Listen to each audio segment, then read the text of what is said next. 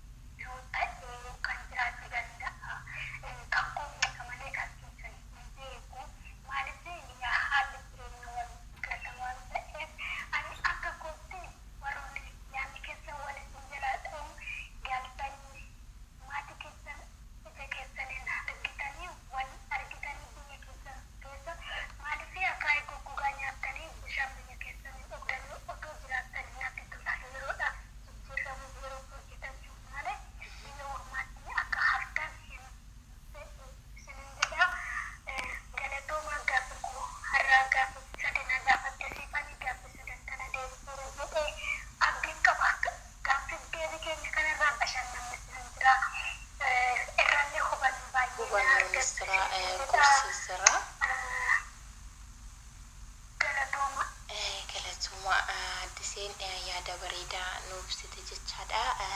Bitti hormaa biyyummaa ormaatii biyya keenya hin ta'u jechaadha. Hundi keenya kara biyya keenya galuun hin oolu.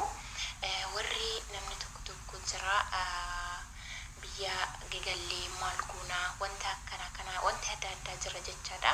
Biyya gagallee maal goonaa sababa jireenyaati jechaadha. Nuroo akkana jenna. Giroo biyya keenyattis osoo gallee akka yaada kiyyaa of qayyaru hin dadhabnu na video keenya kanarraa kana fakkaata jechaadha. Video biraatis qabannee isiniif dhiyaanna jechaadha. Riyaatee wajjin jechaadha. Keessummoota adda addaatis naffeerra chaanaalii kiyyaa maatii naataadha. Addis horoo tube maatii taafiidhaas jedha. Bunu gurgurtisaa nu jajjabeessaan waliin taacha video keenya kanarraa